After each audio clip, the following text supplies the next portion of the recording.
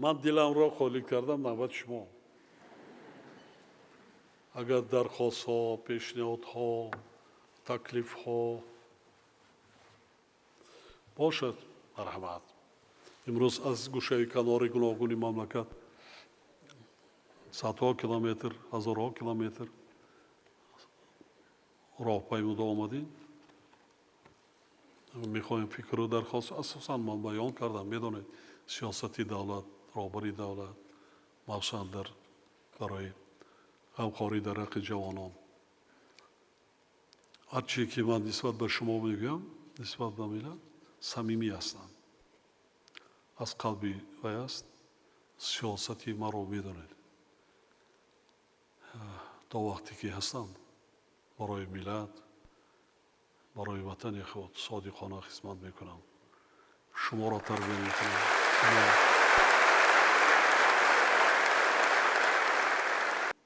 هر وقتی با شما ما میخورم چند سال جوان میشوم.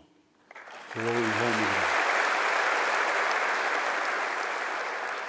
شما را میبینم کلان سالی خدمت فکر نمیکنم. میگم ما چون برابر شما این چی؟ من این قدر ساعت گپ زدم که هم فراموش نیستم. خوب است. شکر میکنم که به این روزا رسیدیم. بسیار روزهای سخت سنگین بودند. شکر میگیم. بازم زحمت کشیده. بعضا مشکل‌های کسی خودمون برطرفه. هیچ کس برای ما شما وطن ما را آباد نمیکنه. خودمون میکنه. خودمون. مرحمت. محترم اساسگزار صلح و وحدت ملی، پیشوای ملت، پرزیدنت محبوب کشور، من فخرالدین زاده فردوس، معاون رئیس فیلیال اتفاق جوانان تاجیکستان در ولایت سوغد می باشم.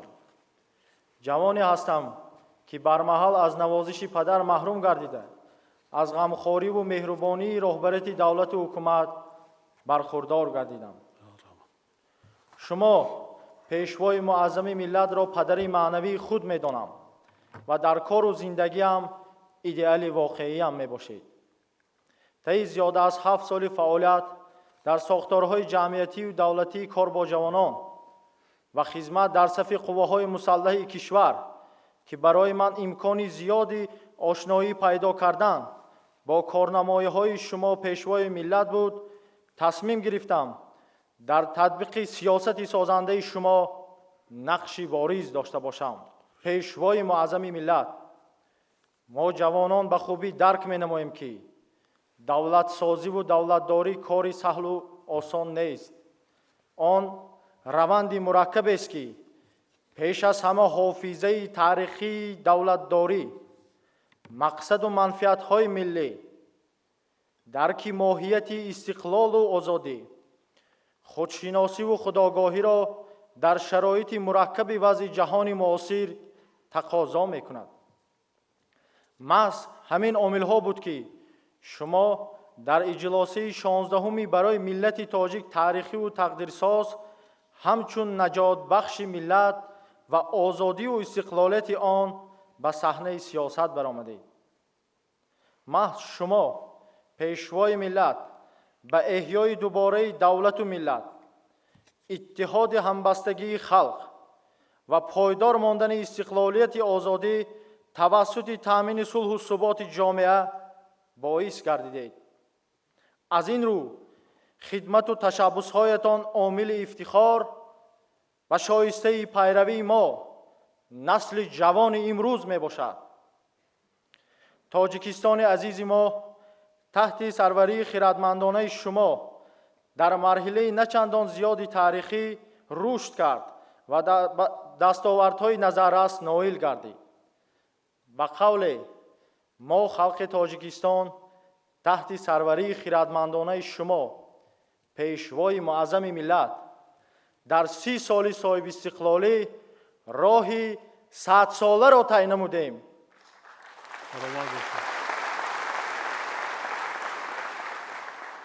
ما جوانان در تحلیل و مقایسه با کشورهای دیگر جهان و زمان گذشته خودمان این را به خوبی درک می نماییم. ما نسل جوان امروزه به خوبی درک می کنیم که صلح و ثبات بهترین نعمت‌های بشری و اساس پیشرفت و ترقیات جامعه میباشد. وضع زود تغییر یابنده جهان معاصر اهمیت حفظ استقلال، وحدت و متحدی جامعه را بیشتر عیان نموده تقاضا میکند که بیش از پیش از جهت سیاسی و حقوقی آگاه باشیم، نیک را از بد فرق کرده توانیم. ما در شرایط به سر میبریم که امنیت و ثبات سیاسی کشورهای جهان به طور همیشگی مواجه خطرهای گوناگونند. در همه دور و زمان همه گونه گروه و حرکت‌ها به نیروی جوانان تکیه می‌کنند و از آن به طور ماهرانه بر منفعت خویش سوء استفاده می‌کنند.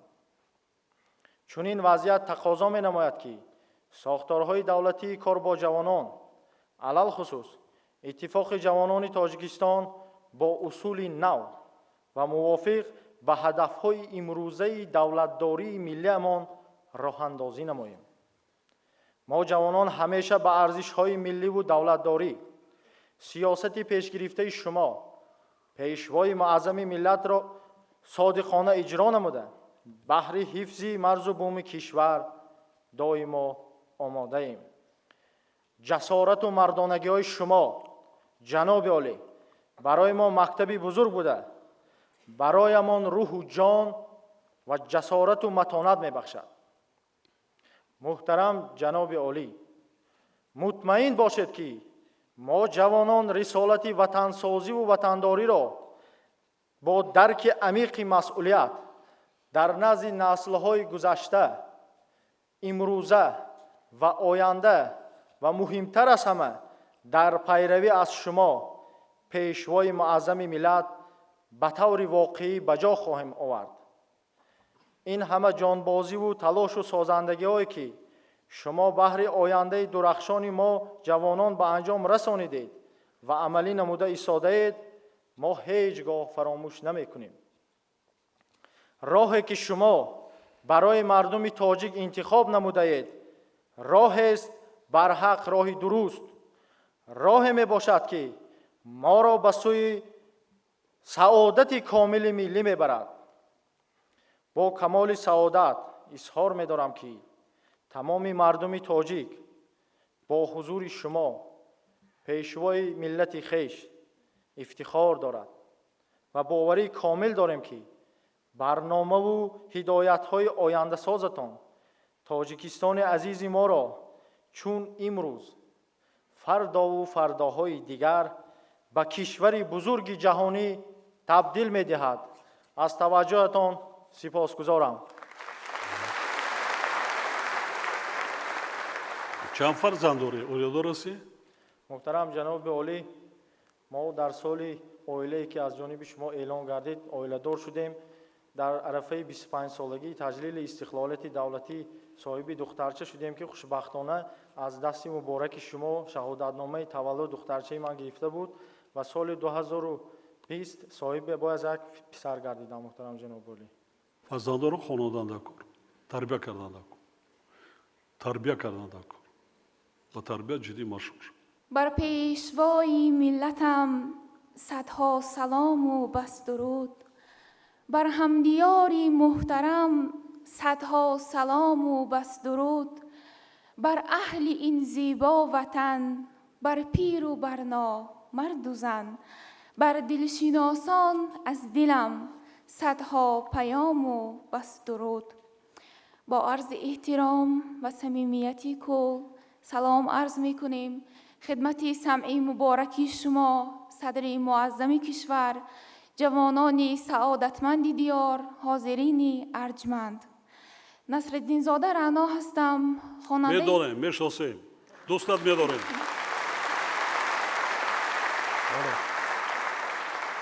که شما گپ زدیم ما حلاوت بریم. سلامت باشید با کمال می.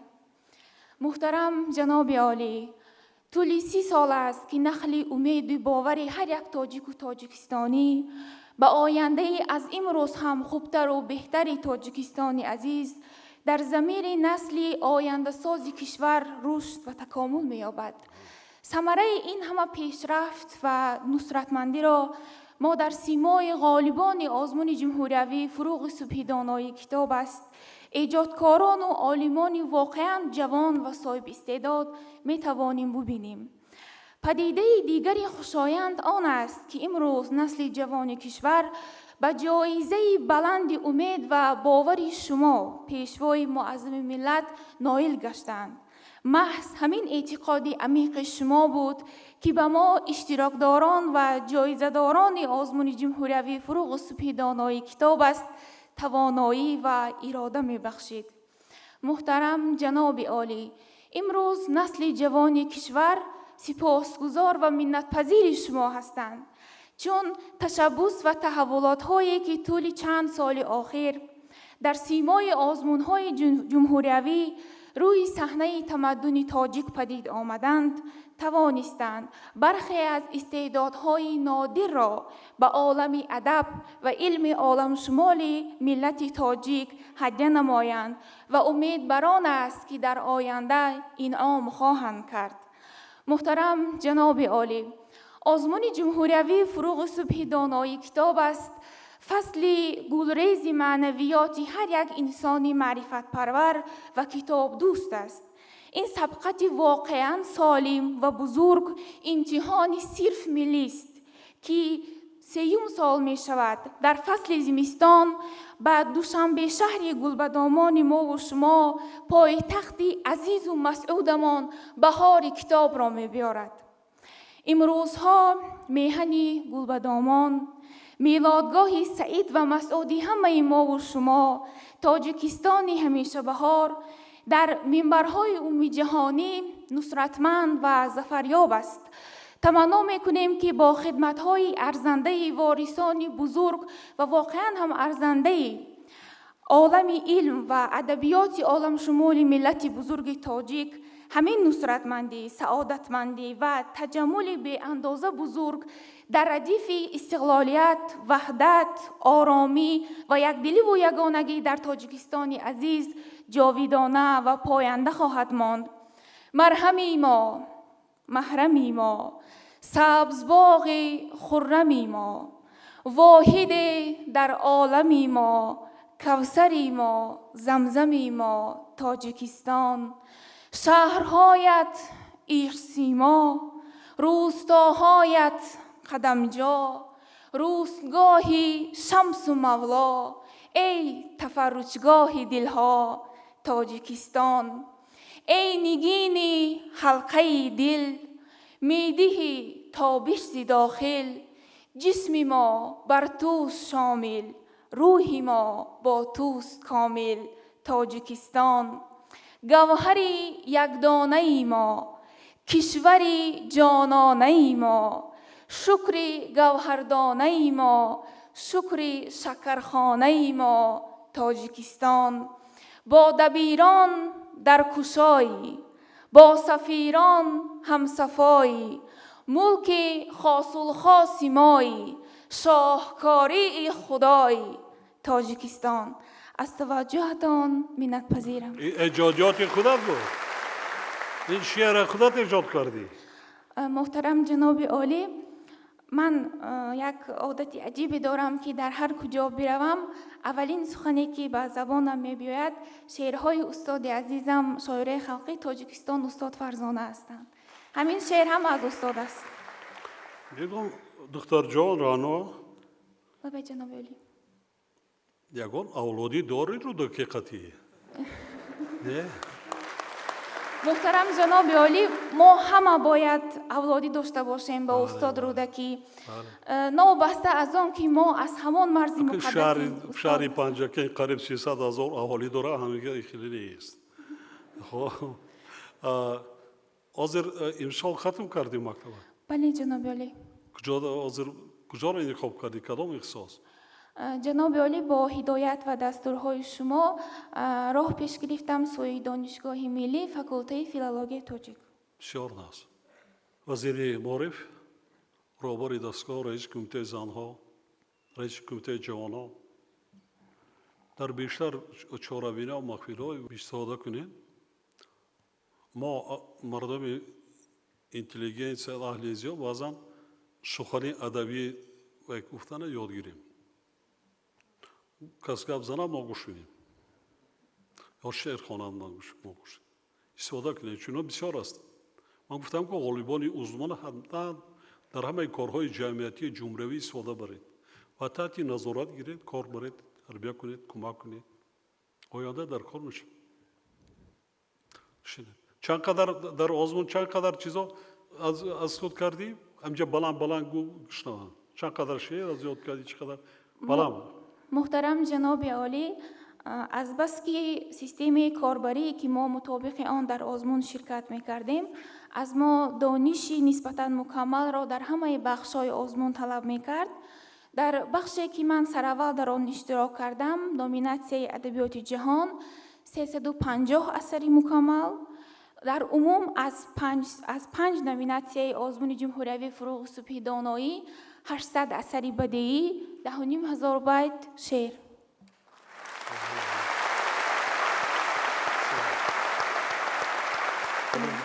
آسان.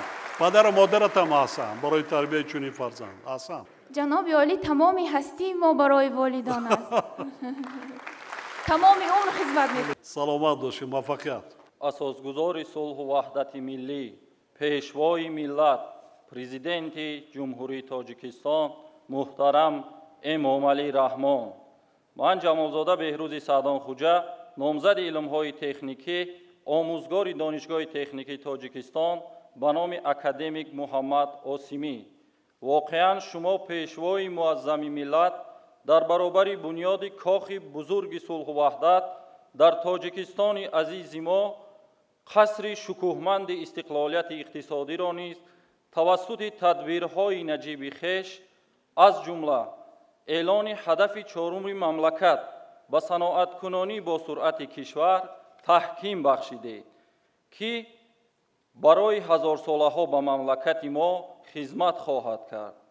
ما همگان شاهد هستیم که با شرافت سیاست خردمندانه شما در سمت تبدیل دادن کشور از مملکت اگراری به کشور صنعتی اگراری مناسبت جامعه به ساحت تغییر یافته، توجه به مسئله صنعت کنانی مملکت به طور واقعی مرحله نوی ترقیات را در خواجگی خلق مملکت آغاز بخشید. ثمرناک عملی گردیدن برنامه‌های به این سم روان گردیده سیاست خردمندانه شما جناب عالی در ساحه معارف و علم ما جوانان را به آن هدایت می نماید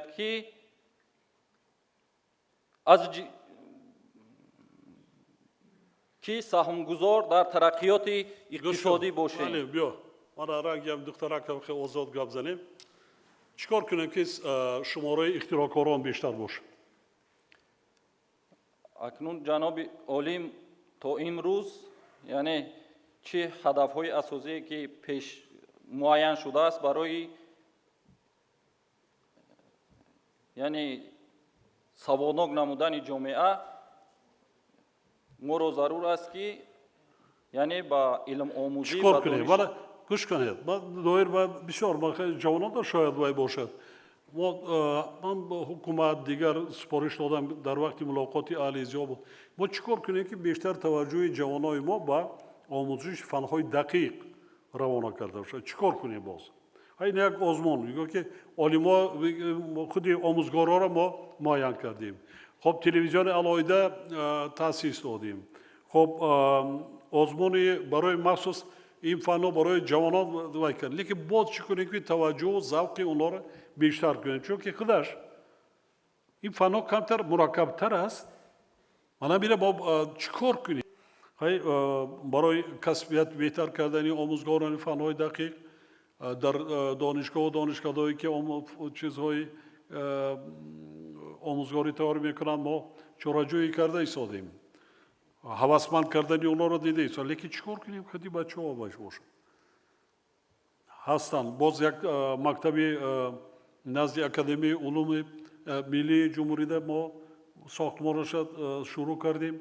آموزگارا هستن اینجا؟ نیستن. آموزگارای فنهای دقیق نیستش کس. معلمه نزد میکروفون بیا. نه ترس. شما را گفتید سلام بله. شما معلمه فنهای دقیق هستین؟ ها خیمیا بیا نزدی میکروفون بیا ассалому алайкум. Муҳтарам асосгузори сулҳ ваҳдати миллӣ, пешвои миллат, президенти ҷумҳурии Тоҷикистон Эмомалӣ Раҳмон. Ман Мусо Ҷонзода Ҷамила Мансур, омӯзгори фанни химия, донишгоҳи давлатии омӯзгории Тоҷикистон ба номи Садриддин Айнӣ, ҳамзамон муовини ректор оид ба корҳои тарбиявӣ.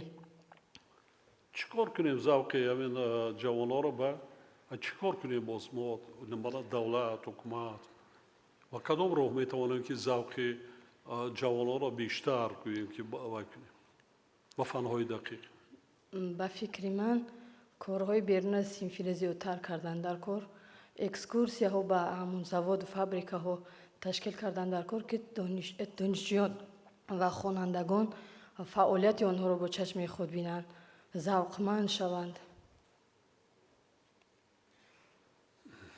خب باشه шароити лабораторӣ дар мактабҳо, дар муассисаҳои таҳсилотӣ. شرایط زندگی چی خورد و خوراک یا تاثیر نمیکنند бале таъсир мекунад. пеш аз ҳама шароити зиндагӣ бояд хуб бошад. اوکی بله بله یک رئیس شهر دوشنبه در دوشنبه یک کارخانه نساجی بنیاد کردن برای 500 نفر 6 ماه کار وای کردن نتوانستند برای چی دخترای تاجیک پایتخت زنها نمیروند میروند یک هفته دست میخوانند برای تیار شدن چون که نساجی کمتر چیزهای یادگیرش کنه دیگر اکنون کمتر معاینه را وای کردن در کار کو نه وای نکردن خیلی من حاضر آیسته آیسته بعد با تکنولوژی هم دیگر شده وای 400 نفر کار کرده ساده است ҷаноби олӣ ман доир ба асосҳои физикӣ химиявӣ ва технологияи истифодабарии антрацити маъдани назарайлоқ барои истеҳсоли блокҳои катодӣ электролизорҳои алюминӣ дар асоси қарори ҳукумати ҷумҳурии Тоҷикистон дар бораи гузашти саноати ҷумҳурии Тоҷикистон ба ашёҳои хоми ватанӣ кори илмӣ ба анҷом расондам. натиҷаи мусбати санҷишҳои озмоишӣ истеҳсоли блокҳои катодӣ нишон доданд, ки онҳоро ҳамчун асос барои дастрас ва ҷорӣ намудан дар истеҳсолоти дохилӣ бар ивази блокҳои воридотӣ метавон истифода кард. натиҷаи кори илмӣ дар ҷамъияти саҳомӣ кушодаи ширкати алюмини тоҷик татбиқ мегардад. ҷаноби олӣ, дар партави раҳнамоиҳои дурнигаронаи шумо мо ғайратмандона меҳнат намуда андешаҳои созандаи шуморо бо мақсади фардои пур аз муваффақиятҳо татбиқ менамоем. дар ин росто мехостам аз таваҷҷӯҳи рӯзафзун ва ғамхориҳои фарогири шумо ҷаноби олӣ барои ояндаи неки кишвар изҳори сипос намуда шуморо бовар мекунонам, ки ҳамчун шахси тавассути дастгирии пешвои тоҷикони ҷаҳон соҳиби дараҷаи илм гардидам. имрӯз ва дар оянда низ барои ин сарзамини муқаддас, ки номаш Тоҷикистон аст, аз сидқи дил хидмат намуда барои дар амал татбиқ намудани ғояҳои бузурги шумо пешвои муаззами миллат тамоми кӯшишу ғайрати хешро равона намоям. аз таваҷҷӯҳатон сипосгузорам. саломат бошед. асосгузори сулҳу ваҳдати миллӣ, пешвои миллат, президенти ҷумҳурии Тоҷикистон муҳтарам Эмомалӣ Раҳмон. ман Хушқадам Хусрав, чемпиони ҷаҳон оид ба намуди гӯштини самбо, устоди шоистаи варзиши ҷумҳурии Тоҷикистон мебошам.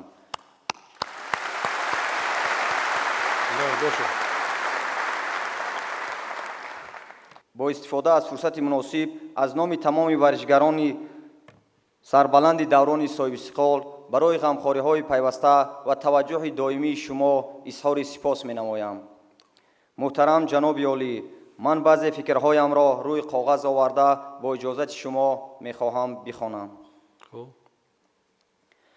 муҳтарам пешвои миллат, мо варзишгарони кишвар аз ҷумлаи ҷавононе мебошем, ки дар қалбамон меҳру муҳаббат бо зеботарин шуғли инсонӣ, яъне тарзи ҳаёти солим ниҳон аст. дастоварду пешравиҳое ки дар соҳаи варзиш дорем, аз дастгириҳои пайвастаи шумо истиқлолияти давлатӣ, сулҳу субот ва оромии кишварамон насиби мо гардидааст. маҳз ғамхориҳои варзишпарваронаи шумо пешвои муаззами миллат боиси устувории базаи моддии техникӣ барои оммавигардонии варзиш ва омода намудани варзишгарони касбии сатҳи ҷумҳурӣ ва байналмилалӣ гардид. таъини ҷоизаи президенти ҷумҳурии Тоҷикистон ба ғолибон ва ҷоизадорони мусобиқаҳои байналмилалии варзишӣ ва таъсиси шабакаҳои телевизионии варзиш ва футбол яке аз иқдомҳои наҷиб барои дастгирӣ ва ҳавасмандонии варзишгарон мебошад. дастгирӣ ва ғамхориҳои шумо пешвои миллат нисбати мо варзишгарон бениҳоят бузург аст ва ин моро на танҳо барои саҳм гузоштан дар рушди соҳаи варзиши кишвар ҳидоят менамояд, балки масъулияти бузург сазовор муаррифӣ кардани миллатро низ бар зиммаи мо вомегузорад. варзиш дар рушду нумӯи ҳар давлат муҳим буда, фаъолият дар ин соҳа далерию мардонагӣ, ҳушёрию зиракӣ, покию озодагӣ ва садоқатмандӣ ба миллату ватанро тақозо мекунад. он беҳтарин василаи муаррифии миллату давлат ба шумор рафта, мо варзишгарон бо дарки масъулият барои боз ҳам баланд гардонидани парчами давлатӣ ва садо додани суруди миллӣ дар арсаи байналмилалӣ кӯшиш менамоем. дар чунин лаҳзаҳо мо ифтихор менамоем, ки фарзанди ҳамин миллату давлат ҳастем. чунин сарвари хиратманд ва пешвои муаззами миллат дорем, ки намунаи ибрат барои ҳамагон мебошад.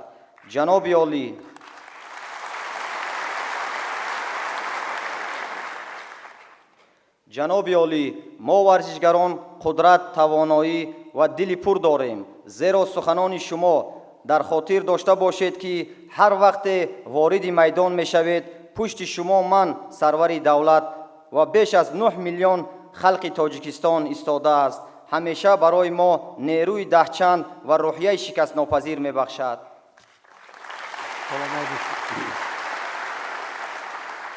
дар навбати худ ваъда медиҳам, ки ҷавобан бо ин ғамхориҳои таваҷҷӯҳ бо рӯҳияи баланди варзишӣ ва дастовардҳои баланди варзишӣ номи Тоҷикистони азизро дар арсаи байналмилалӣ баланд бардошта, парчами давлатиамонро парафшонтар месозам.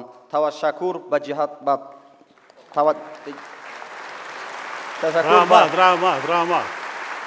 раҳмат. хуб, соли таваллуду чанд аст? 1993. замони истиқлолият. офарин. толо шароит барои машқ тармин бадан ягон мушкилӣ аст имрӯз? не ҳамаи мушкилӣ, ягон мушкилӣ надорем, фақат кӯшиш намоем, ки парчами давлатимонро дар арсаи байналмилалӣ баланд бардорем. 2 карат чемпиони ҷаҳон шудая? ҷоми ҷаҳон? 2 карат ҷоми ҷаҳон набуридам, чемпиони ҷаҳон шудам, 5 карат чемпиони Осиём. خب الکی یک چیشه مرا گو هر وقتی که با شرافت شما چمپیون شدن پرچم دولت را بالا کردن چه احساسات شما را هیجان زیر کرد؟ اشک ریخت از چشمات یا نه؟ محترم جناب عالی، همون ورزشگری که در بالای همون پدستال میبروه این را همون ورزشگر درک کرده میتونه که چقدر احساس خرسندی ما ورزشگران وقتی که پرچم دولتی و سرود ملی صدا میدهد این را فقط همون ورزشگر درک میکنه.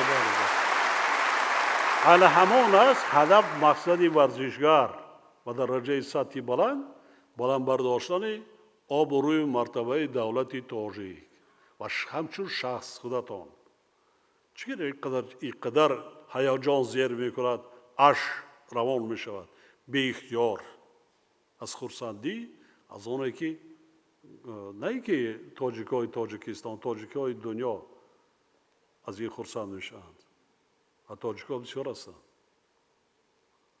یک جهان تشکر باش شاگردم تیار کنید حالا جوان هستی تربیت کن مکتبی خودت داشته باشی جوانایی که میتوانند هر کس بعد این درجه ها نمیرسد اگر ورزشکاری بسیار وای باشد اصیل مقصد گذارد در پیش خودش حتما با مقصدی خودش میرسد موفقیت شما باد تشکر سلامت باشید اساسگزار صلح و وحدت ملی پیشوای ملت президенти ҷумҳурии Тоҷикистон муҳтарам Эмомалӣ Раҳмон. Ман Пирмаҳмадзода Рӯҳангез, донишҷӯи курси сеюми факултети ҳуқуқшиносии Донишгоҳи миллии Тоҷикистон мебошам.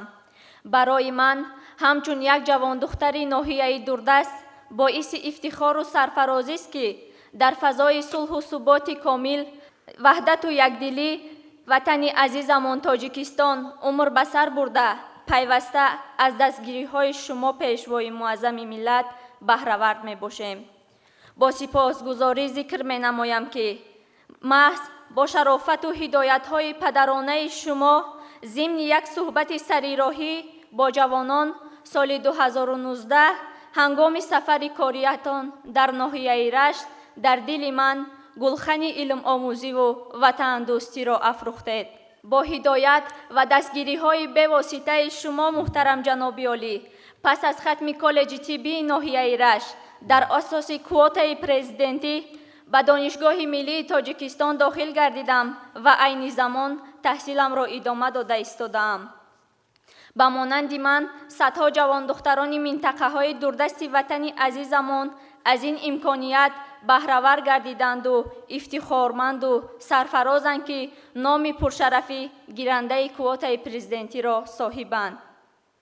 таҳсил намудан тариқи квотаҳои президентӣ на танҳо кӯмаки моддӣ барои мо ҷавондухтарон ба шумор меравад, балки масъулияти ҷиддие дар раванди донишомӯзии мо мебошад.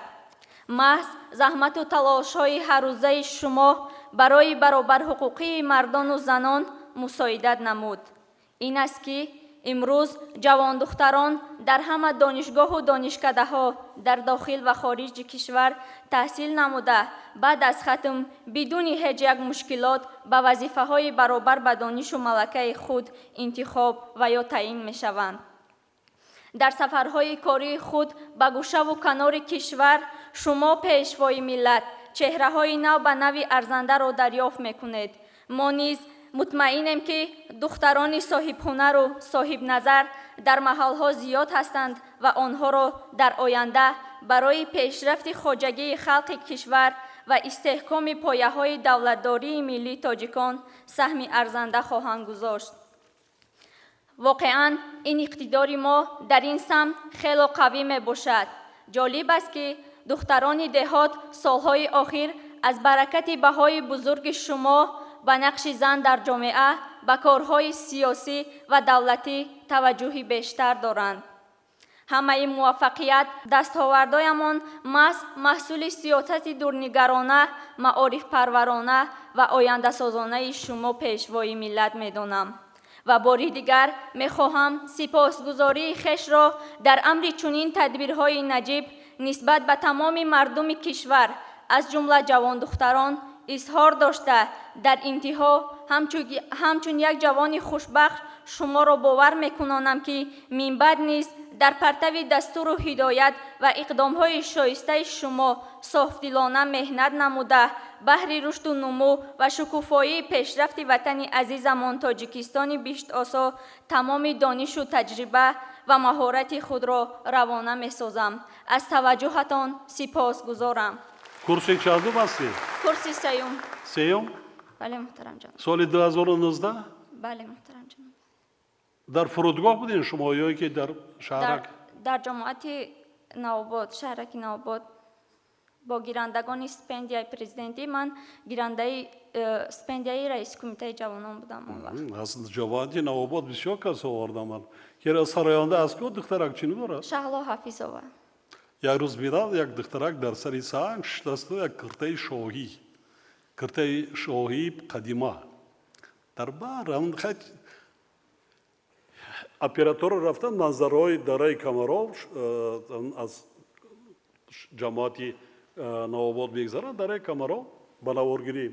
баъд кадом мегуфтанд ки ҷа духтарак бисёр суруди вай дорад, шеърҳои назм мехонад, амро ба навор намегиред. даъват кардан ваям куртаи хонагӣ қатъи омада сари санг дошта. аз оҳангҳои Акашари Шӯраев шеъри аввалинаш ҳам буданд. телевизионда нишон доданд. баъд ман сипориш додам раиси кумитаи телевизиона ки духтарак аз Дарвоз аст. чунки ман фикр кардам ки аз Дарвоз аст. чунки оҳангҳои Акашари Шӯраев ва шеърам шеъри Акашари Шӯраев бисёр зебо анзома кардан ва қилаш табиӣ буд баромадааст. кофтан дарвоза кофтан гуфтам бияман дарак камаро دیگه حالا نمیده که جانب بیالی دعوت کردن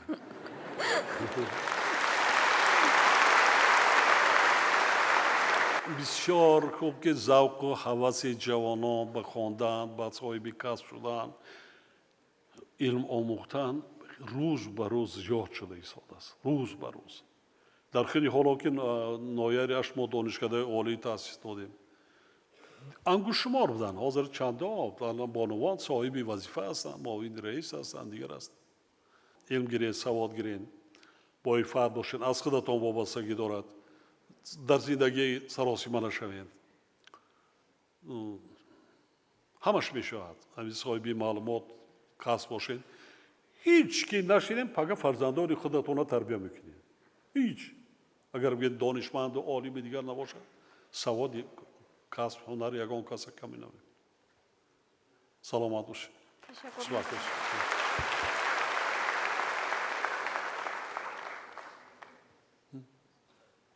پیشوای معظم ملت با عرض احترام و افتخار به اندازه از نام خویش و تمام جوانان شرفمند کشورمان سلام سرشار پر از مهر و محبت را به شما میرسانم. من ناصرزاده گلشنبانو سهراب دانشجوی کورس اول اکادمی اداره‌کنی دولتی نزد پرزیدنت جمهوری تاجیکستان جوانان خوشبخت زمان صاحب استقلالی کشور عزیزم تاجیکستان می باشم. نشاط ما جوانان از آن است که در چنین دولت آباد و زیبا صاحب استقلال و سراپا زیبا و گلگل شکوفان عمر به سر برده ایستاده ایم. همچون فردی زاده زمان صاحب استقلالی کشور و پیرو اصیل و صادق شما پیشوای معظم ملت همه جانبه سعی و تلاش به خرج میدیم که همیشه علم و معرفت آموزم. این آرزوی من از زمان نورسی است و خرسند از آن هستم که حالا جامعه عمل پوشیده ایستاده است. به همین اساس در بسیار آزمون‌های سطح ناحیوی، شهری و جمهوریوی فعالانه شرکت ورزیده سزاوار جایهای نمایان گردیدم. اما ارزشمندترین سرفرازگردانی برای من طی سالهای 2018-2020 دو مرتبه سزاوار گردیدم به عنوان با شرف گیرنده استیپندیای پرزیدنت جمهوری تاجیکستان بود.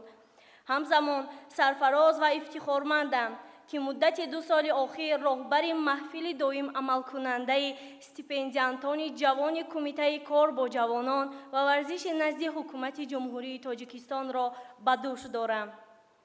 محترم پیشوای ملت، ما جوانان از آن سرفراز هستیم که محض شما وابسته به رشد ملکه ذهنی جوانان اهمیت اولین درجه داده ما را برای رسیدن به قله‌های بلند علم و معرفت راهنمایی میکنید.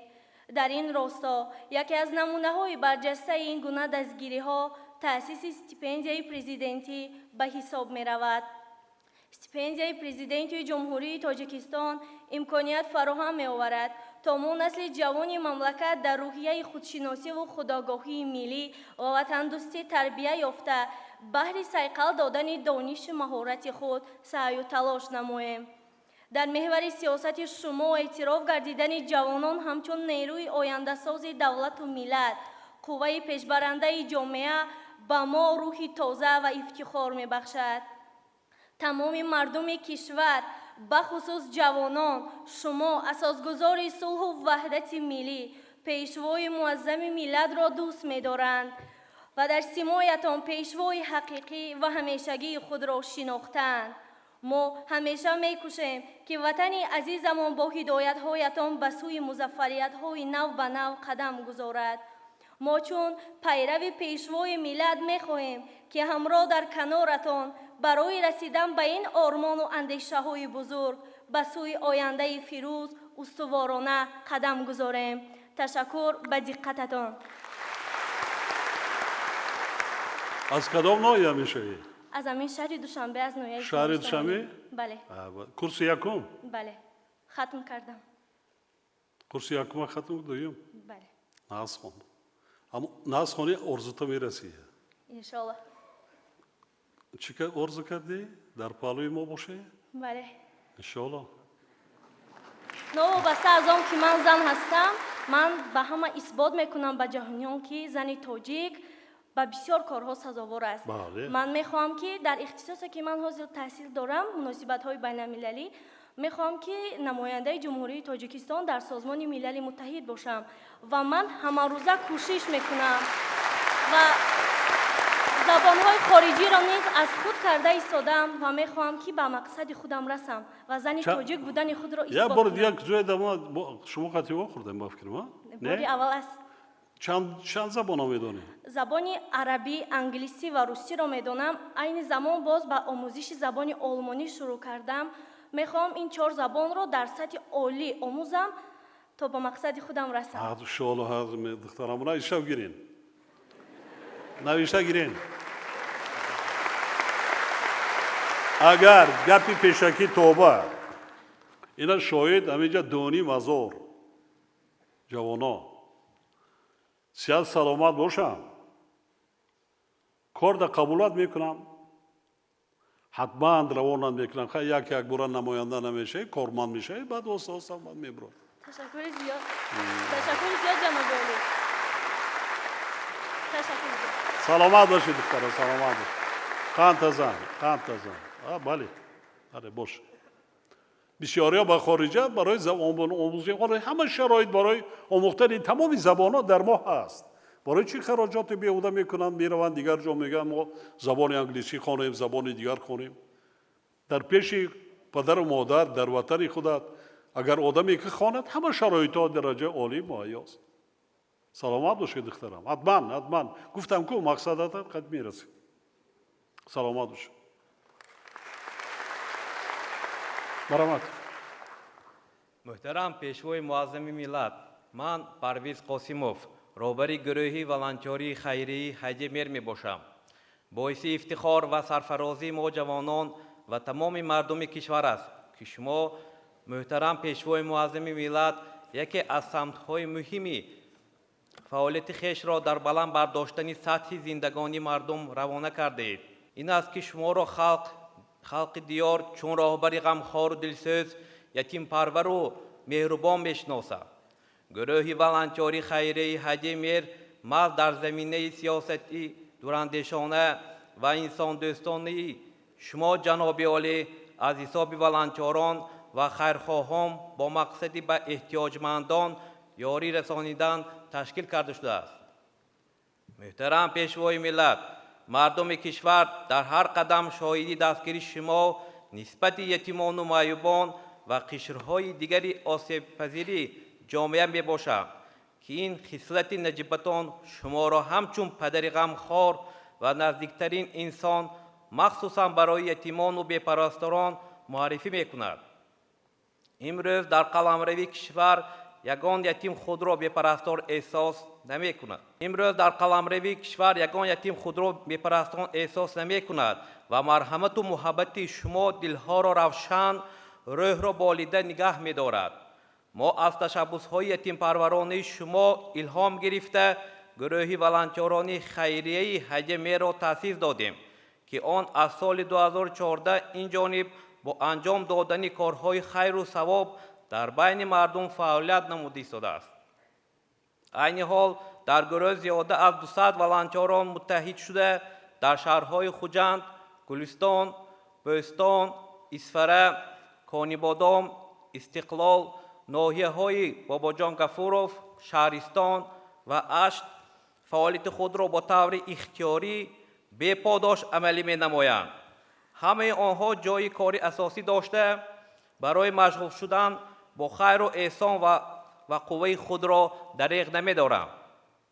گروه خیریوی ما در برابر دسترس نمودن محصولات آذوقه‌واری یک قطار کارهای نجیبه را نیز به انجام رسانید که در تاریخ زندگانی بعضی نقش تقدیرساز دارد. از جمله در 2 سال آخری فعالیت ما با گروه با چند از عائله‌های کمبزاد 3 منزل استقامتی هدیه کرده شده.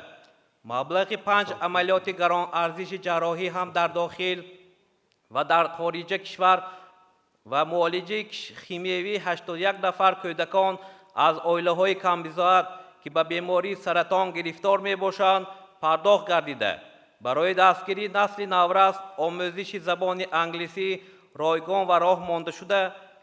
تشبث گروه ما امروز نه تنها از طرف ساکنان وطن محبوب تاجیکستان بلکه از جانب هموطنان ما که در خارج دور و نزدیک استقامت می‌نمایند دستگیری می‌یابد. ما با مقامات دولتی دائما در رابطه بوده کوشش می‌نماییم که مشکلات جای داشته را با جد و جهد یکجایه حل نماییم.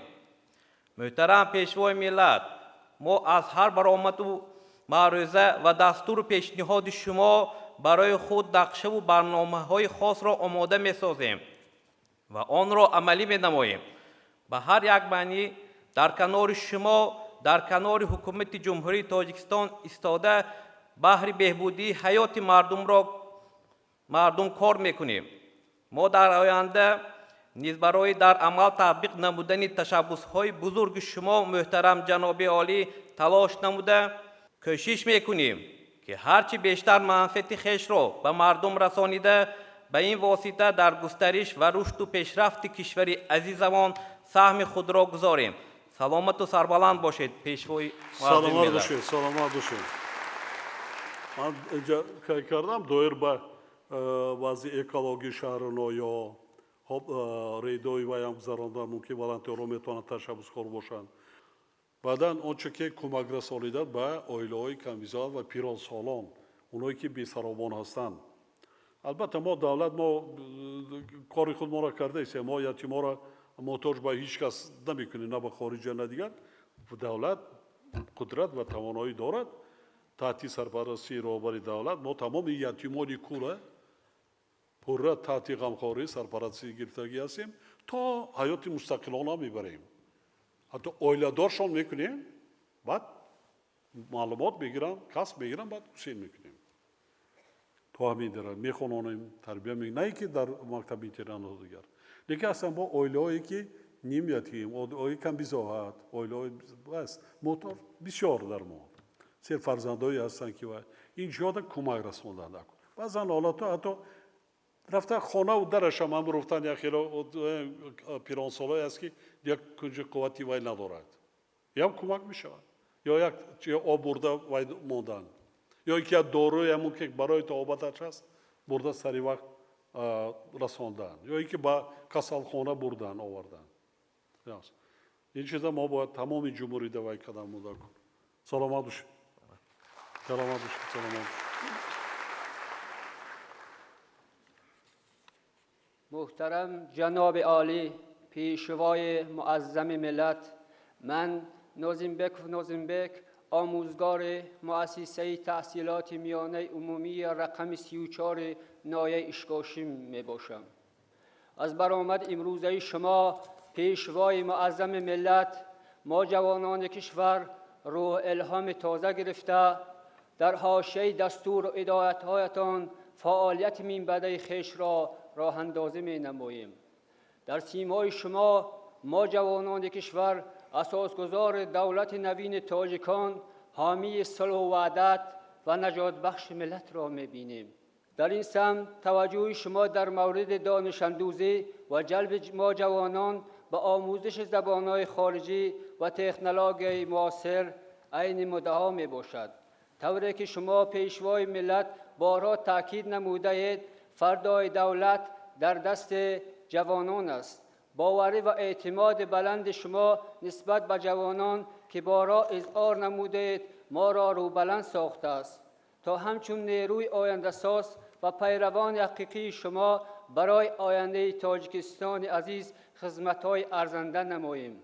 شما پیوسته در برآمدهای خویش تأکید می نمایید که جوانان باید همقدم زمان باشند. در پرتو دستور و هدایت‌های شما من همچون متخصص ساحه معارف از روزهای اول فعالیت کاریم طبق راهنمایی‌های شما جهت بدل و نیت پاک کار فعالیت نمودن و تعلیم و تربیت شاگردان مشغول شدم.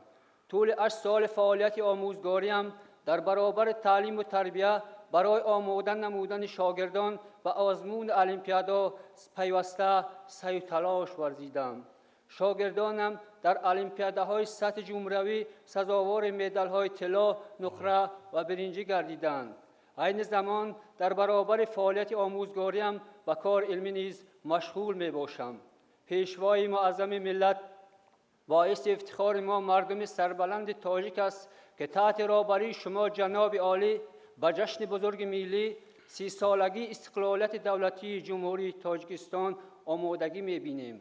ما جوانان از ملاقات امروزه رو الهام تازه گرفته این جشن تاریخی وطن عزیزمان را با نتیجه های بزرگ چون ارمغان وطن دوستانه پیشواز می‌گیریم.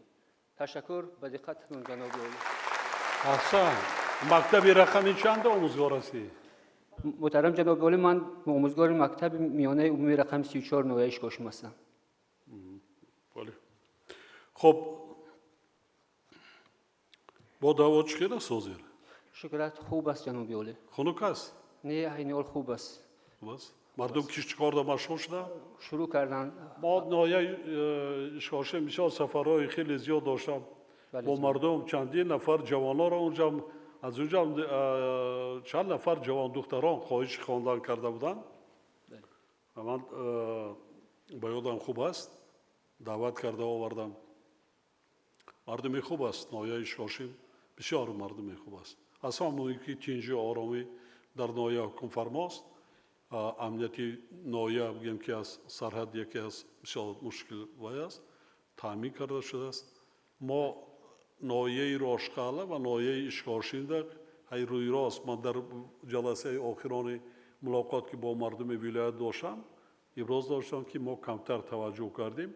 ما میباید دائم با مشکلات و پرابلم های نایه اشکاشیم توجه زیادتر هم مبلغ زاری هم ساختمان هم بنیادکاری ها را مشکلات شما میدارم پرابلم ها را من سپارش دادگی هستم دیرکسیا و دیگران با حتما کمک میرسانیم. مردمی باننگ و ناموس هستند. من هیچگاه فراموش نمیکنم پس 30 سال به نهایت صادقانه از سیاست پیشگرفته دولت و حکومت دستگیری میکنند. بسیار بسیار من هیچگاه فراموش نمیکنم. چندین وقت رفت سفرها من میمانم بودم. بعدا همون میمانخانه گرچشمه بنیاد کردم. خیلی آدم رفتن استراحت میکنند میگیرند در اونجا بسیار جای شرایطی درجه عالی مهیا کردیم. راه ها ساختیم. ورزشگاه حال ناتمام است. کامی جای در افتی ساختمان قرار دارد. میکنیم ما با پرابلم ها و مشکلات از بین میرود. جهان تشکر از نایه دوردست کوهستان دوردستترین نایه دوردستترین جمهوری میگن که سزاوار مدال طلا شده در المپیاد اشتراک کردن کاری آسان نیست. یک جهان تشکر و مردم سلام گو. تشکر زیاد جناب. ما ان شاء الله میبینیم. سلامت باشید. یک جهان تشکر. سلامت باشید. محترم جناب عالی، من شاه خسرو ایوبزاده راهبر محفل جوانان در خارج کشور تحصیل داشته نزد کمیته کار با جوانان و ورزش نزد حکومت جمهوری تاجیکستان می باشم. دولت و حکومت با سروری شما پیشوای معظم ملت بر رشد علم و فرهنگ و معنویات جامعه مخصوصاً به تعلیم و تربیت نسل نورس به خاطر آینده درخشان وطن عزیزمان اعتبار اولین درجه داده برای پیشرفت مکتب و معارف و تیار نمودن متخصصان صاحب دانش و ملکه بلند کسبی همه‌جانبه مساعدت می‌نمایند. در این زمینه با مقصد آماده نمودن متخصصان سطح بلند بین المللی و آموزش علم‌های معاصر از جانب شما محترم جناب عالی تأسیس استیپندیای بین المللی پرزیدنت جمهوری تاجیکستان درخشندگان به مورد بوده. امروزها توسط این استیپندیا و دیگر سازشنامه‌های بین حکومتی خیلی که شما قید کردید محترم جناب عالی زیاده از 40,000 جوانان تاجیک در بانفوذترین دانشگاه‌های عالم تحصیل نموده ایستادند که این برای آماده نمودن متخصصان بلند اختصاص و تأمین رشد اقتصادیات کشور زمینه خوب فراهم می‌آورد. با مقصد متحدی جوانان تاجیک، معرفی فرهنگ تاجیکان و دستگیری جوانان در خارج کشور تحصیل داشته از سال 2014 این جانب در نزد کمیته کار با جوانان و ورزش نزد حکومت جمهوری تاجیکستان محفل جوانانی در خارج کشور تحصیل داشته تأسیس داده شده است که امروز نمایندگی آن در 17 دولت دنیا فعالیت نموده ایستاده است. برای تقویت فعالیت محفل شورای بین اداروی از حساب وزارت و اداره‌های داخلدار تأسیس داده شده است که امروزها چاره‌های عملی را راه‌اندازی نموده ایستاده‌اند و همچنین جلسه‌های کاری به طور مجازی با دانشجویان در خارج کشور تحصیل داشته همه وقت برگزار کرده می شود. خوشبختی ما جوانان تاجیک در آن است که در هر سفری رسمی شما پیشوای معظم ملت از روند تحصیل و بود و باش جوانانی در خارج کشور تحصیل داشته از نزدیک شناس شده برای بهتر نمودن شرط و شرایط زیست آنها و تعلیم و تربیت آنها چاره‌های مؤثر می‌اندیشید. محترم پیشوای ملت، من همچون یک جوان تاجیک از دهات دوردست کوهستان جمهوری میباشم که به طریق کواتا با دستگیری حکومت جمهوری تاجیکستان دانشگاه دولتی یاروسلاولی فدراسیای روسیه را در زینه بکالوریات و در زینه ماگیستراتورای اکادمی خواجگی خلق و اداره‌کنی نزد پرزیدنت فدراسیای روسیه را در شهر مسکو با دیپلم سرخ ختم کردم و توسط برنامه‌های تبادل دانشجویان کورس‌های بازآموزی را در دولت‌های اروپا و امریکا از خود نموده امروز به وطن برگشتم و به حیث خدمتچی دولتی در سمت تنظیم مناسبت‌های بین‌المللی کمیته کار با جوانان و ورزش امروز فعالیت نموده ایستادم.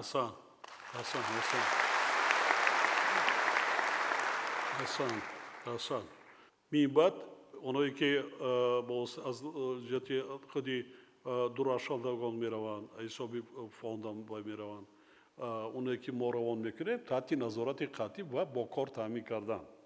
یک دو حادثه بود اومدن متخصص تکنولوژها رفت ولی در مسکو کار کردیست حسابی وای با ایبی مویش مو منصب داره الان بخیلی راتاچه کردن کار جوانای منم که جوانای بالای خود و یا نوآوری میکنن در کدام 3 سال در کدام ساختاری نباشه حتما جابجا کردن بعدی خط تحت نظارت جدی علاقه دائمی داشتن در کار که با کار تامین باشه بعدی برگشتن ما که روان کردیم ما روان کردیم همون سوهایی که خودمون امکاناتی در بازه مادی تکنیکی که رو در بازه دانشگاه‌های عالی دانشگاه داریم نیست ما با همون سوها را انتخاب میکنیم درخواست وزارت اداره روان میکنیم اگر لازم باشد روان کردن در کار نیست وقتی که روان کردیم جای کارش باید معین باشه برگشت باید جای کار حتما باید و رسانه خدمت میکنند صادق میشوند اینا آفرین. محترم جناب عالی فقط همین قید کردنی بودم که جوانان تاجیک در خارج کشور همیشه در پهلوی شما متحدند. سلامت باشید. اساسگزار صلح و وحدت ملی پیشوای ملت پرزیدنت جمهوری تاجیکستان محترم امامعلی رحمان من نیازی سیراج‌الدین رجب‌باقی در اساس دایره سیاست معارف پرورانه شما محترم جناب عالی سالهای 2015-2019 طبق استیپендияи байналмилалии президенти ҷумҳурии тоҷикистон дурахшандагон ба аспирантураи донишгоҳи тадқиқотии миллии донишкадаи энергетикии шаҳри Москва дохил шуда соли 2019 онро хатм намудам. худи ҳамон сол рисолаи илмии худро дар мавзӯи баланд бардоштани фаъолияти шабакаҳои барқӣ бо тавлиди офтобӣ аз ҳисоби паст кардани талафоти техникии нерӯи барқ дар мисоли ҷумҳурии тоҷикистон пеш аз муҳлат ҳимоя намуда ба ватан баргаштам. айни ҳол дар донишгоҳи техникии тоҷикистон ба номи академик муҳаммад осимӣ ҳамчун омӯзгор кору фаъолият менамоям. маҳз иқдомҳои неки шумо пешвои муаззами миллат дар самти дастгирӣ ва ҳавасмандкунонии олимони ҷавон ба мо нерӯи бузург бахшида моро ба фатҳи қуллаҳои баланди илмӣ ҳидоят менамоянд. яке аз чунин иқдомҳои созанда таъсиси ҷоизаи давлатӣ ба номи исмоили сомонӣ мебошад ки онро барои ҳавасмандгардонию қадрдонии олимони ҷавони соҳаи илму техника пешбинӣ шудааст. ифтихорманд аз онам ки соли 2020 аз ҷониби шумо муҳтарам ҷаноби олӣ бо ҷоизаи давлатӣ ба номи исмоили сомонӣ сарфароз гардидам ва он муҳаббат ва масъулияти маро дар роҳи интихоб кардам дучанд намуд. محترم پیشوای معظم ملت، چطوره که شما ضمن برآمد پرمحتوای خود قید نمودید، رو آوردن به علم، بخصوص علم‌های طبیعت شناسی دقیق و ریاضی برای رشد استوار اقتصاد مملکت و تامین رقابت‌پذیری کشور در عرصه جهان قدم استوار می‌گذارد. از جانب شما محترم پیشوای ملت، با نظرداشت وضع واقعی جهان امروزه و رشد و ترقیات علم معاصر و به خاطر باز هم بهتر به راه ماندن آموزش و علم‌های طبیعت شناسی دقیق و ریاضی، اینچنین برای توسعه تفکر تکنیکی نسل نورس و جوان، سالهای 2020-2040 اعلان گردیدن 20 ساله آموزش و رشد فن‌های طبیعت شناسی دقیق و ریاضی در ساحه علم و معارف و تشبث نوبتی شما آید به برگزار نمودن آزمون جمهوری علم فروغ معرفت برای رسیدن به مقصدهای در پیش ایستاده زمینه مساعد فراهم می‌آورند. این اقدام ما جوانان کشور را به نوآوری و اختراعکاری جلب نموده، ذوق ما را برای انتخاب کسب‌های مهندسی و تکنیکی دهچند می‌نمایند. آماده شوی کادرهای تکنیکی راه رسیدن به هدف‌های ملی را برایمان کوتاه نموده، کار ما را برای تبدیل یافتن به کشور صنعتی و اگراری و رسیدن به هدف چهارم استراتژی آسان می‌گرداند. محترم جناب عالی، دستگیری غمخوارانه شما است که امروز صدها جوانان در خارج کشور چون متخصصان ساحه گوناگون خواجگی خلق آماده شده ایستادند. آموزش تجربه خارجی برای پیشبرد تمام ساحه اقتصادیات تاجیکستان عزیز فایده آور خواهد بود و ما این نقطه را در تمام سخنرانی‌های شما جناب عالی به طور دائمی درک می‌کنیم و اعتماد داریم که با عملی نمودن آنها باوری کاملی شما را سزاوار خواهیم گردید. جواباً به این غمخوری‌های پیوسته شما محترم پیشوای جوانپرور ملت، از تمام شرایط و امکانیت‌های موجوده استفاده نموده به سوی سعادتمندی، شرفمندی و موفقیت‌های بی‌نظیر علمی قدم می‌گذاریم. از توجهتان سپاسگزارم. سلامت باشید، سلامت باشید. تشکر می‌کنم. یک غیرت کنید یگان تکنولوژی برای که پیش تلفاتی قوای برق گیریم، پیش دوزیدن شد، دیگر شد. این 3 میلیارد کیلووات ساعت قوای برق تلفات داریم امروز. از همه در دنیا از ما بیشتر است. فهمیدید؟ سلامت باشید. رحمت. اساسگذار صلح و وحدت ملی، پیشوای ملت، سروری بنیادکار و سانزاده، من گلمیرزوی فیدیبک، مهندسی شعبه تحقیقات گئولوژی نیروگاه برقی آبی روغون میباشم. وقتی روغون میگوییم در این جبهه ناموس ملت جوانان در سرگاه مرز ننگ و ناموس میستند. زیرا انشاءات نیروگاه برقی آبی روغون این میدان ننگ هر جوانی بنیادکار میباشد. جد و جهد برای رسیدن به استقلالیت کامل انرژتیکی، تلاش برای آینده باز هم درخشان جوانان است. سهمگذار بودن در این کار معنای آن را دارد که هر یک جوان برای آینده درخشان ملت تلاش و کوشش نموده ایستاده است. امروز روحیه سازنده ملت که طول قرنها انکشاف یافته و از ضمیر شما برای ما خاصه جوانان اهدا گردیده ایستاده است، هزارها نفر جوان این میهن را وادار می‌سازد که با اراده قوی در تطبیق یکی از هدفهای ملی بخصوص ساختمان نیروگاه برقی آبی روغون سهمگذار باشند. اکثر جوانان به خوبی در یاد دارند که وقتی شما ابراز داشتید ما خودمان نیروگاه برقی آبی روغون را می‌سازیم برای جامعه تاجیکستان و بیرون از آن غیر امکان می‌نمود. اگر از یک طرف مشکلات اقتصادی باشد، از جانب دیگر فشارهای داخلی و بین المللی کار شما را در این سمت مشکل می‌نمود. اما روغون را اراده قوی و شکست ناپذیری شما، آبروی و منزلت، معامله و مناسبت انسان دوستانه و باوری و اعتماد مردم به هر گفتار و رفتار و کردارتان بنیاد نمود. شاید همان لحظه بسیاری‌ها درک کرده نمی‌توانستند که در سرگاه این ایده ملی شخصیت تاریخی با نام امامعلی رحمان ایستاده است که سالهای اول استقلالی چون روح و جان حتی این ملت را از پراکنده شوی و کشور و استقلالیت آن را از نیست شوی نجات داده است. از این رو هر فرد ملت به سخنش اعتماد دارد و هر دستور و دعوتش برابر بر رسالت و مسئولیت ملی است. شما با یک دعوت خود توانستید که علیرغم همه مشکلات موجوده دو اگریگاتی آن را به کار درآورده خانه مردم را از نور روغن گرم و روشن نمایید. مورد استفاده قرار گرفتن دو اگریگات این نیروگاه اراده سازنده و بنیادکار شما و در مجموع ملت تاجیک را برای جهانیان به نمایش گذاشت. خوشبختانه همه آن جوانانی که امروزها در این میدان ننگ و ناموس کار و فعالیت دارند همه روزه با دست گرم و دل نیت نیک به کار حاضر می شوند و بهر ساختمان روغن با شوق و هوس بی اندازه کار و فعالیت می کنند. جوانان قوی پیکر تاجیک امروزها در ساختمان نیروگاه برقی آبی روغن به خاطر هر چیز زودتر انجام دادن کارهای ساختمانی و چراغان نمودن وطن عزیزمان از تمام نیروهای عقلی و دانش‌های تکنیکی استفاده می‌برند. شعاری برای ما جوانان پیشنهاد نموده شما پیشوای ملت تاجیکستان با پیش که اولین مراتبه ضمن افتتاح اگریگات اول از زبان شما صدا داد امروز شعاری هر جوانی با ننگ و ناموس این دیار است.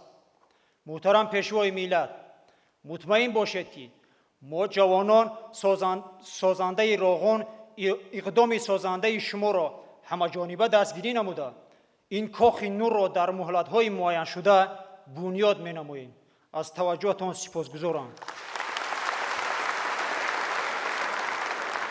این شعار من در پیش‌دادی اگریگات دوم با وجود در آن قسمتی پایان اگریگات یکم دانی دوم از اول سیاست ما سیاست بی‌غرضانه و درست بود. حاضر تمام دنیا سیاست جهانی توجه با انرژی سبز ترجیح شونده است. یعنی سیاست ما نادرست نبوده است. برعکس این نه اینکه روغن هم وضع اکولوژی هم با سبب گرمشوی اقلیم با کلی منطقه با جهان بسیار وای است. ما جای ششم قرار داریم از لحاظ انرژی استحصال انرژی سبز و اقتصاد سبز. بعد این روغن جای چهارم میبره. حاضر همه توجه به تاجیکستان است. پیش پول میکافتیم. حاضر مبلغ خودشون بگن. ما تیار. پیش زید بدن. حاضر برعکس. کسا هزار انشاءالله با استفاده میتیم. تاجیکستان از یک کشور بومبست سربسته با یک کشوری ترانزیتی تبدیل بیاید. برای صورت ساختمان را خوب کردن در کار تیزان نمونده کار که اگریگات های باقی مانده را به استفاده تیم. سلامت باشید. تشکر. محترم پیشوای معظم ملت سرفرمانده عالی قوه‌های مسلح جمهوری تاجیکستان من نعمتالله خالق افسر گواردیای ملی جمهوری تاجیکستان میباشم. ما سربازان و افسران جوان همیشه از سخنرانی‌های شما نیروی تازه میگیریم. توانمندی خود را دوچند احساس میکنیم و از ملاقات امروزه باز هم روح بلند شده جواباً به دستگیری و غمخوری‌های شما در حفظ مادر وطن سهم خود را میگذاریم. امنیت دولت و شرف و ناموس وطنداری را حمایه می‌نماییم. هدایت‌های شما را در باب وطنداری، خودشناسی، آموزش زبان‌ها و صیقل دادن مهارت حربی، هوشیاری سیاسی، آماده باشی جنگی در عمل تطبیق نموده تمام دانش و تجربه مان را برای حفظ ارزشمندترین دستاوردهای خلق تاجیک، استقلال دولتی، صلح و ثبات و امنیت دولت و جامعه سفربر می‌سازیم. قابل ذکر است که سهم جوانان در حفظ مادر وطن بلند برداشتن قدرت مدافعوی کشور شایسته تحسین بوده آنها در تمام جزء و تامهای قوه‌های مسلح و دیگر ساختارهای حربی صادقانه خدمت می‌کنند. واقعاً هم امروز قسم اساسی خدمتچیان حربی و مقامات حفظ حقوق را جوانان تشکیل می‌دهند. ما سربازان و افسران جوان افتخارمندیم که تاجیکستان محبوب وطن ماست و آب و خاک این وطن، این سرزمین بهشت‌آسا رادمردان شخصیت‌های مشهور تاریخی را به کمال رسانیده به جهانیان معرفی کرده است. شما پیشوای معظم ملت با جسارت و مردانگی، صلح آفری و دولت سازی، بنیادگذاری و تشبس‌های جهانی نمونه عبرت برای ما جوانان هستید. محترم سرفرمانده عالی، ما جوانان از آن سرفرازیم که شما به قوه و نیروی ما باوری دارید. در شرایط مرکب و زود تغییر یابنده منطقه و جهان ما جوانمردانی با آر و ناموس همچون سپر همیشه با شما هستیم و تا نفس آخرین به هر ذره خاک این سرزمین به سوگند حربی خود صادق میمانیم. ثروت افزون، سلاح فراوان و لشکر صفشکن ما اتحاد و یگانگی و راهبر و راهنمای وطندار و خلق پرور، زحمتکش، پیشوای واقعا هم پیشبین و پیشبر می باشد. ما افسران در نزد مادر وطن رسالت بزرگ جوانمردی و قرض فرزندی را با آماده باشی بلند جنگی به جا آورده استقلال دولتی را که رمز پایداری دولت، هستی ملت و شرف و اعتبار تاجیکستان محبوبمان می باشد بر عوض جانمان باشد هم حفظ می نماییم. با ما تا بود صلح در روزگار سخنهای فردوسی باشد شعار. همه سر به سر تن به کشتن دهیم از آن به که کشور به دشمن دهیم. تشکر به دقتتان. کجا را کار کرده؟ محترم پیشوای ملت، برنامه مکمل کورس افسران جوان را در مرکز تیاری کادرها و تعلیمات حربی گواردی ملی ختم کرده 6 سال است که در گواردی ملی ادای خدمت کرده ایستادم. موفق شو. جوان آسیب باز کن. ناسید. سلام. گواردی ملی قریبی تمام افسران دو معلومات عالی نظامی دارند. بله. دو اکثریت حاضر متخصصان با تیار کرده مانده کار باشد. خانه جوان است. زبانهای خارجی را هم دانستند. تکمیل دادید. سلامت باش. موفق باش. محترم پیشوای معظم ملت، من اسمانزاده یاسومن، اعضای فعال تشکیلات جمعیتی پیروان پیشوای ملت، غالب آزمون بین المللی تلویزیونی آدمانی جالب از روی نمود حساب اریتمتیک منتالی و گیرنده استیپندیای رئیس شهر دوشنبه می باشم. باعث افتخار و فرهمندی است که ما جوانان خوش اقبال وطن از برکت سیاست معارف پرورانه شما پیشوای معظم ملت با دانش و مهارت خود در دلخواه آزمون و المپیادهای فنی منطقوی و بین المللی اشتراک نموده کشور عزیزمان را در عرصه بین المللی شایسته معرفی نموده ایستاده‌ایم. در برابر اشتراک در آزمون‌های گوناگون ذهنی و معرفتی سهم گذاشتن در کارهای جمعیتی خیرخواهانه را نیز برای آینده درخشان خود مهم می‌شمارم. از این رو طول 4 سال است که من به حیث ولنتیار تشکیلات پیروان پیشوای ملت فعالیت می‌نمایم. چی خیلی شما قید نمودید، ولنتیاری فعالیت خیرخواهانه بوده خصلت‌های نیکی انسانی را در ما تربیت می‌نماید و برای انجام دادن کارهای خیری جمعیتی و سازندگی و بنیادکاری‌ها هدایت می‌سازد.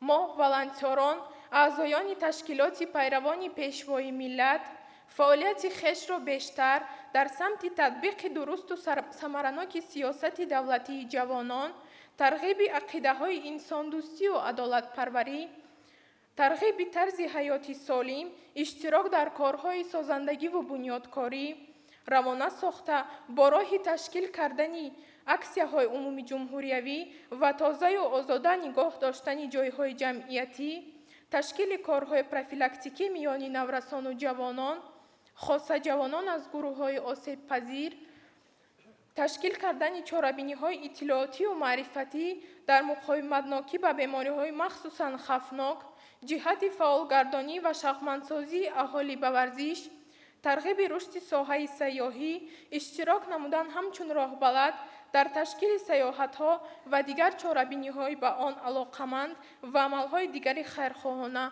روانه نموده‌ایم.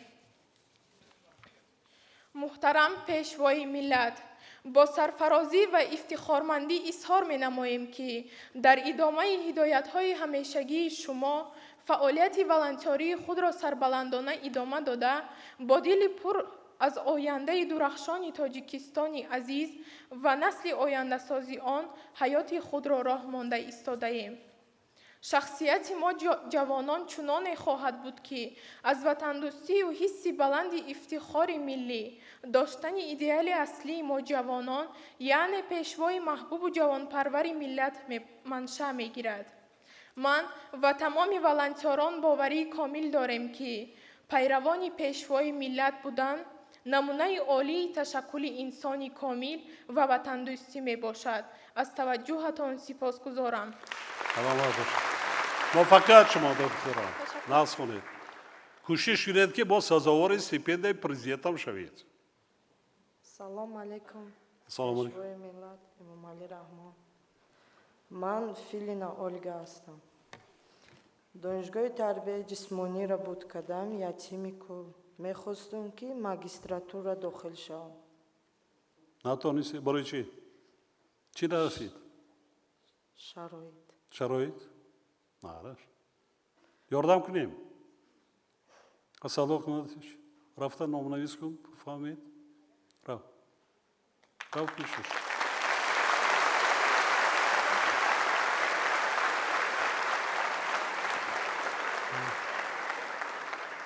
این کس مشاور من همش پیشنهاد کن گفزن و که دیده میبریم. گردیش دوستان عزیز یک مسئله من در سخنرانی خودم تاکید نکردم. شاید این موضوع کمتر بود لیکن با فکرم که جای وی است. امسال در عموما اوضاع در جامعه جهانی بسیار متشنج است. هم از لحاظ سیاسی نارامی و هم از لحاظ تغییریابی اقلیم، خشکسالی، کمابی و پنهان گشتن کسالی کووید پاندمیا. در بسیار منطقه‌های دنیا استحصال محصولات پایان رفته ایستاده است. مثلا محصولات کشاورزی. من در نظر دارم مواد غذایی. نرخ‌ها در بازارهای جهانی بی‌نهایت بلند شدند. امروز من همین شب روزا در 20 دولت دنیا گرسنگی سر زده است. یکی از معاونان منشی سازمان ملل متحد دایر به مواد غذایی در یکی از سخنرانی‌هایی که یک چند ماه پیشتر ابراز داشتند تاکید کردند که سال 2021 سالی بسیار در تاریخ انسانیت وزمین‌ترین از لحاظ تأمین مواد آذوقه‌واری میشه. یعنی سالی مرگ‌آور. البته ما همین احساس کرده ایستادیم چون که در کشور ما سالی گذشته کمابی بود، خشکسالی بود. امسال هم عیناً همین چیز واقعا رخ داده ایستاده است.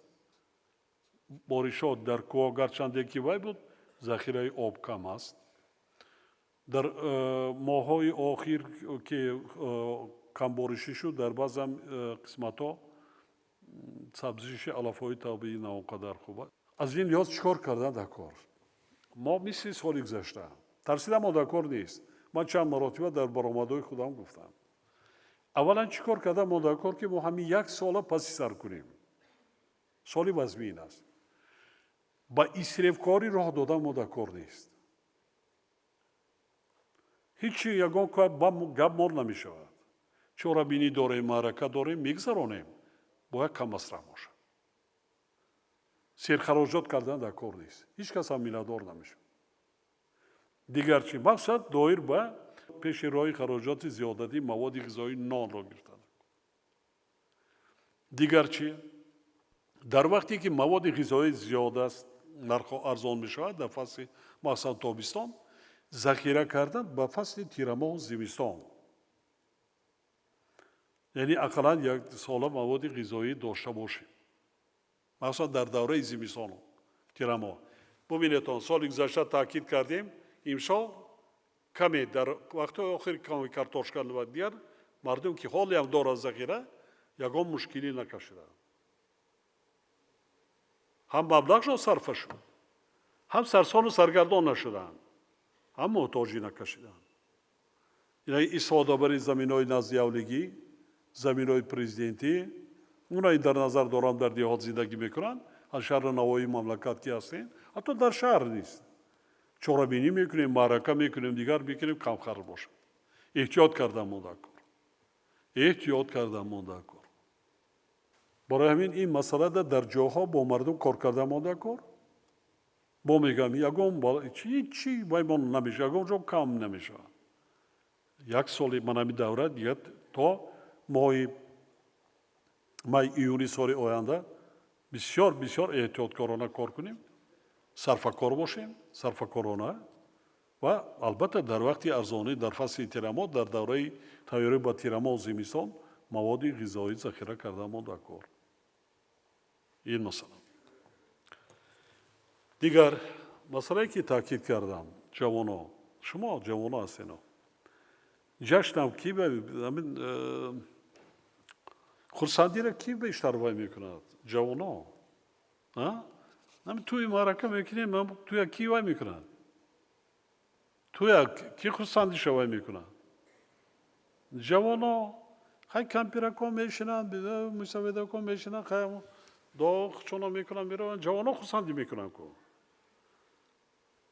خورسندی توی عروس و دامادو برای کیه برای جوانا بیشتر همطور نه یعنی ما مقدسترین جشن دولتمان این استقلالیت است و مخصوصا امسال 30 سالگی استقلالیت دولت جمهوری است.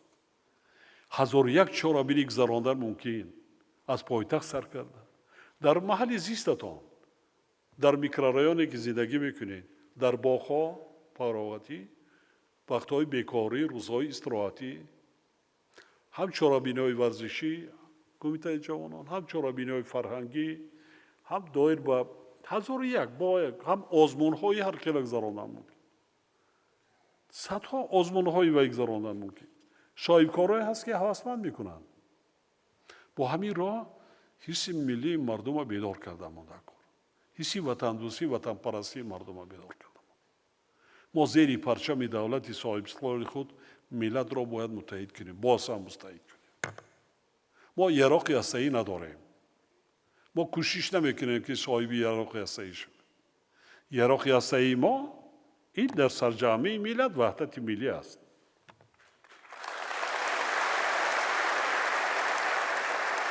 برای همینم در دیهای دوردستترین در ناحیه‌های دوردستترین از باغچه سر کرده مکتب سر کرده حتما همین شب و روزها باید کار جوشه چهاربینا گذراندن مانده کن شب نشینا گذراندن مانده کن چه محفل‌هایی هر گونه محفل‌هایی یا شعریات کتاب خواندن گرچنده این چیزها یک است آزمون‌های هر گونه آزمون‌ها گذراندن ممکن توانه بینی با میگم که 1001 اولا که خودتون زیبایی نمیشه شکرانه کنیم که هستیم ما جوانان اکثریت زمان استقلال هستیم چرا خرسندی نکنیم برای چه وطن دولتی ما شما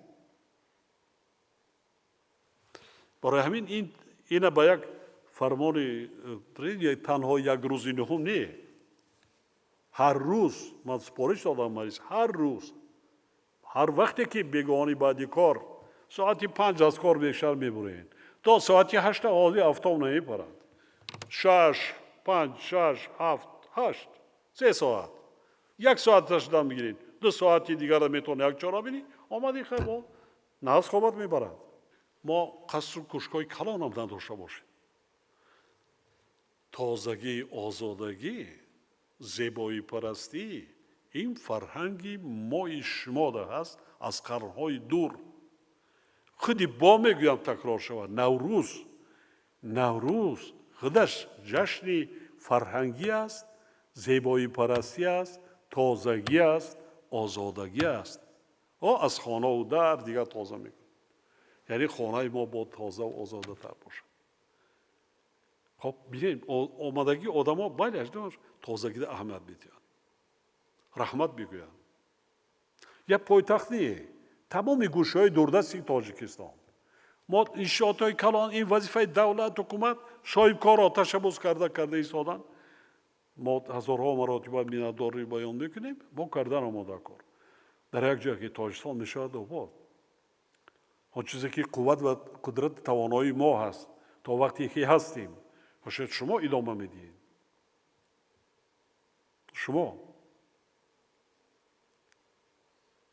برای همین من بسیار میخواستم راستی گپ من میبینم باز میگردم بازم این خیلی افسوس نیه من میگردم شهر کوچه های تام کوچه و دیگر جا رئیس شهر بردن نشان میدم که اینا اینجای پاوراتو فقط یک کوچه های پروتکلی نیه باید تمامی باید باشه بعد مردم با 30 سالگی خانه و دری خودش آساس درست کنند سفینه دیواری خودش آساس کنند با ترتیب دارد در پایتخت زندگی میکند پایتخت چی است مرکزی ماموری دولت آینه دولت و ملت هر مهمانی که خارجی میبید از یک فرودگاه یا از راه آهن یا که با واسطه نقلات نگاه میکنه پایتخت ببینن خلاصه خودشه چگونه ملت است چی تاریخ و تمدن و فرهنگ و دیگر است همه چی داریم همه چیزی که در ما است بیشتر دولت‌های دنیا یک ندارن 10% وای ندارن برای همین من دایم برآمد دادم میگن که تاجیکستان برحق بهشتی روی زمین است که یک تاش گپ زند یک آبی تاجیکستان دنیا را بسنده است آب جنگ‌ها بین دولت‌ها برای آب است میلیون ها هر سال کودک‌ها از دنیا میگذرن به آبی یعنی از ما شما وابستگی دارد چگونه مردم قطعی ما تشبثکار میشویم مردم این خلق ما خلقی خوب است آنچه که گفتیم اویلای کم بیزاحت یتیمان معیوبان کلان سالان کجا که رفتیم بعد از همه مهم زبان پاکیزه زبان معاشرت زبان تاجیکی زبان فارسی چقدر زبان شعر است زبان شعر شاعری است اما افتخار میکنند تاریخ تمدن بسیار قدیمه دارد از این افتخار باید که باید این احترام ایمی نگاه داشته مانده کار که بیالایش نشود سخنهای قبیح را از الفاظ گرفته مانده کار همه چی از عائله سر میشه از عائله وقتی عائله کودک ببیند پدر و مادر در عائله چی معاشرت است کودک قبیده میگیرد اینا تغییر کنید یک گپی بد زن کودکی باید قبیده میگیرد ماینا تازه است تیز میگیرد بعدم میگیرد نیکا میگیرد خوبش نیکش خوبتر است وقتی بینید کم مانده است برای آبادانی از پایتخت سر کرده در دیهات در محله مردم قطعی هنرمندی کوشش کنید یک دیگر جوانا دستگیری کنید بینید که یک جوانی که هنر ندارد اینقدر مرکزهای بازآموزی است برای برادر بیا اینجا خان یا دوگانه بیا اینجا در اینجا یک ماه وای میکنی میشه استاد دوزنده اینا میگیری معاش اینا زندگیت پیش میره اینا بیا هنر یاد گیر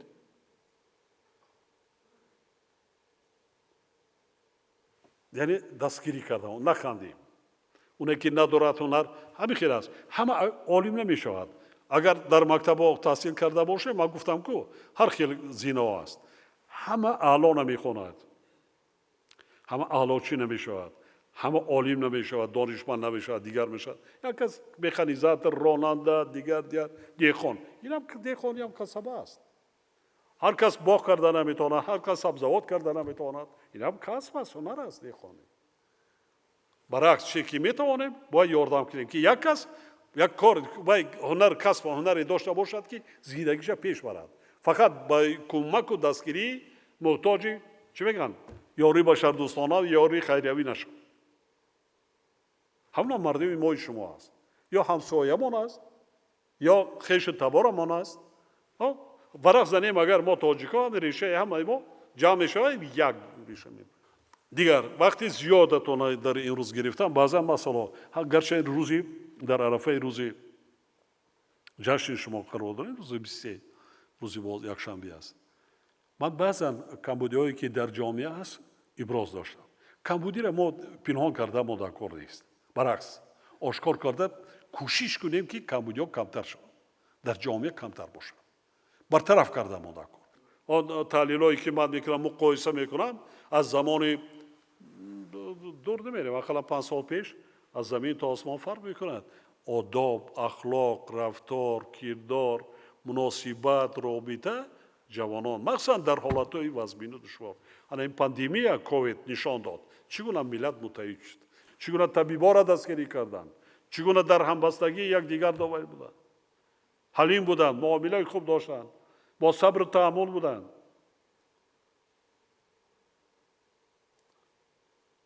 همین است دولت داره، دولت وای کردن. همین ما در وطن ما متحد باش، همه کار کبوده برطرف میشه. کار نوشتگی در دنیا نیست، فقط ذوق داشتن ما در کار. صدقاً وطن ما دوست داریم، صدقاً زبان قطعی نیست، صدقاً با قلبمون دوست داریم. سرخیزیم کارهای زندگی اولوی، بعد یک فکر کنیم برای وطن دولتم چیکار کردم، چیکار کردم میتونم. نمیتوانیش نه، هم چیکار میکنم من برای پیشرفت و ترقیات دولت چه خدمت کرده میتوانم. از سبب خطر تهدید که سالهای 90 بود، اون چیزی که به سر ملت ما آمد، خطر پراکنده شوی ملت تاجیک و از بین رفتن دولت جوان تاجیکان بود. ما این را پس سر کردیم. اکنون قدم به قدم همون شاهستان‌های دولت صاحب استقلال را گذاشتیم.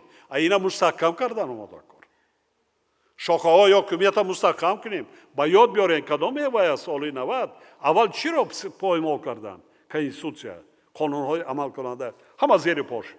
یعنی تامین در جامعه، تامین ولایت قانون، جنایتکاری از بین می رود. مردم آزادانه کار و فعالیتش میکنند. هر کس چیزی که ذوق و هنر و ویش است عملی کردنش در کار آزادانه که زندگیش بهتر کنه، خوبتر کنه. با امیدیش کشیدن در کار نیست. کوشش کنیم که اگر کمک کرده نمیتوانیم، کوشش کنیم که زیانمان نرسد. بار دیگر تبریک به شما، سلامتی، موفقیت برای کار.